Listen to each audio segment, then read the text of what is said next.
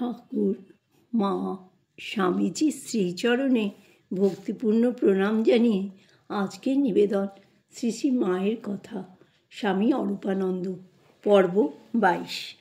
কাশীর একটি প্রাচীন মেয়ে আমাকে বলে, ও বাড়ি থেকে নহবতের ঘরে আনালে তখন ঠাকুরের অসুখ, সেবার কষ্ট হচ্ছে। আমি এসে সেবা করতে লাগলো। কাশীতে গিয়ে এই মেয়েটির অনেক খোঁজ করেছিলাম, দেখা পাইনি।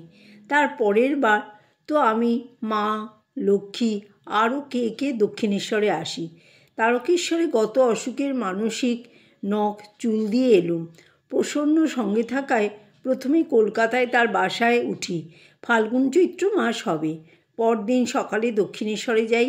যেতেই হৃদয় কী ভেবে বলতে থাকে, কেন এসেছে, কী জন্য এসেছে, এখানে কি, এইসব বলে তাদের অশ্রদ্ধা করে।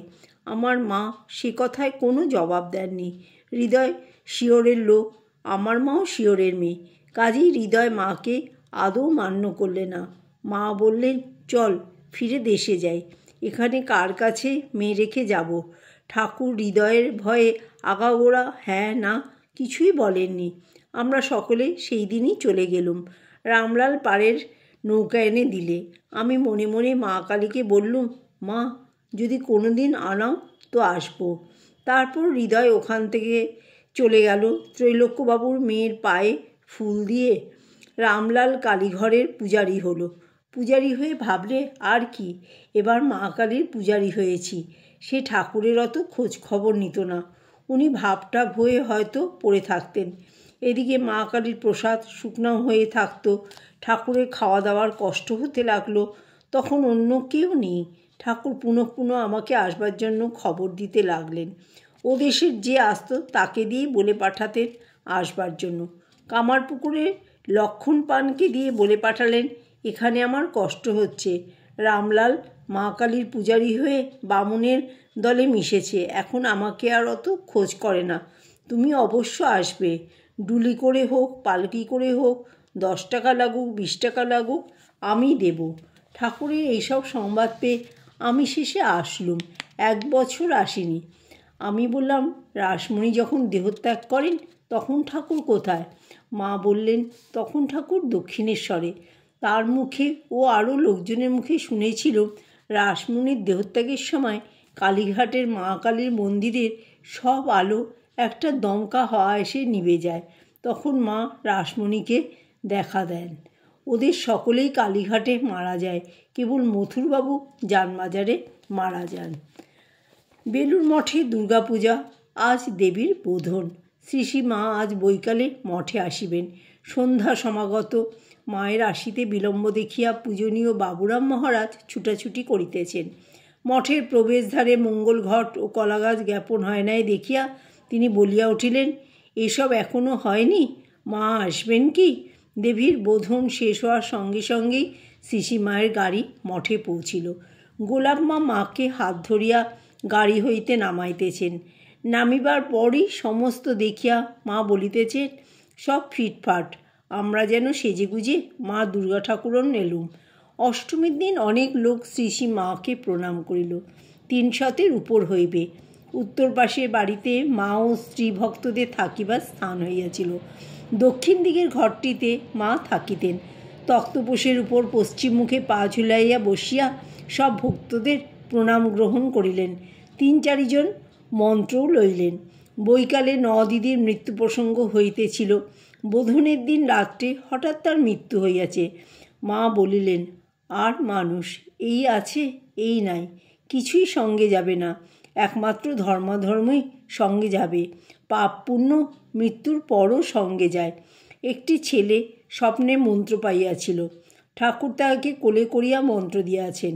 সে মায়ের নিকট হইতে সব জানিয়া লইল।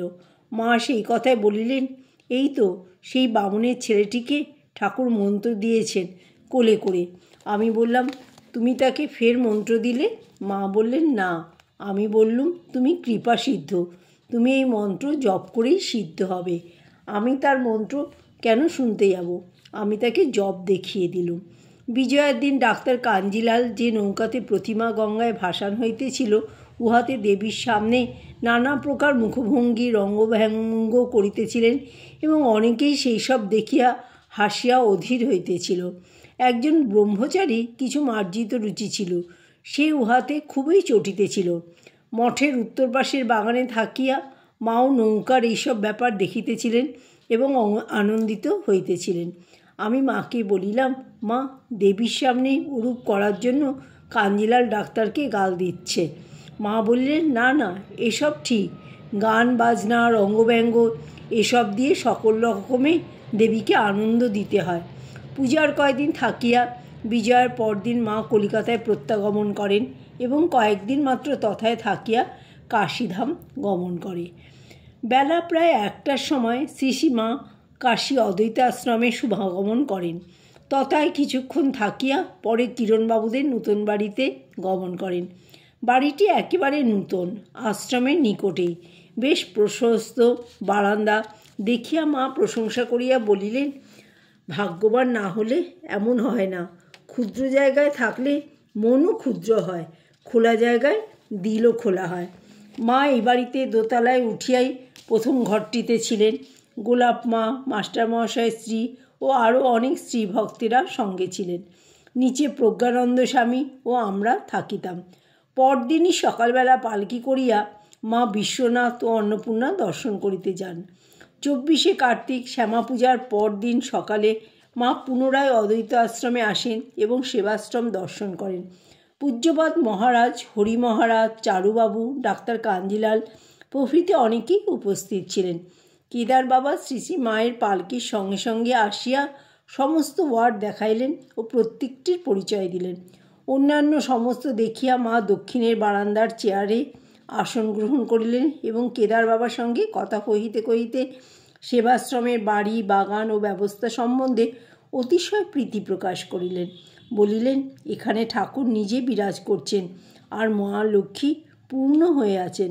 আচ্ছা, এটি প্রথমে কি করে আরম্ভ হলো? এ ভাবটি কার মাথায় প্রথমে ঢুকেছিল? কেদার বাবা, চারুবাবু প্রভৃতির যত্ন ও অধ্যাবসায় উল্লেখ করিয়া বলিলেন, বাড়ি তৈরির সময় বুড়ো বাবা দাঁড়িয়ে থেকে কাজ করিয়েছিলেন। মহারাজ কেদার বাবার যত্ন, উদ্যম ও পরিশ্রমের কথা বলিলেন। মা আনন্দিত হইয়া বলিতেছেন, স্থানটি এত সুন্দর যে আমার ইচ্ছা হচ্ছে কাশীতে থেকে যাই। মা বাসায় ফিরিবার কিয়ৎক্ষণ পরেই একজন ভক্ত আসিয়া অধ্যক্ষকে বলিলেন, শ্রী মায়ের সেবাশ্রমে দান এই 10 টাকা জমা করে নেবেন। জয় ঠাকুর, জয় মা, জয় স্বামীজি।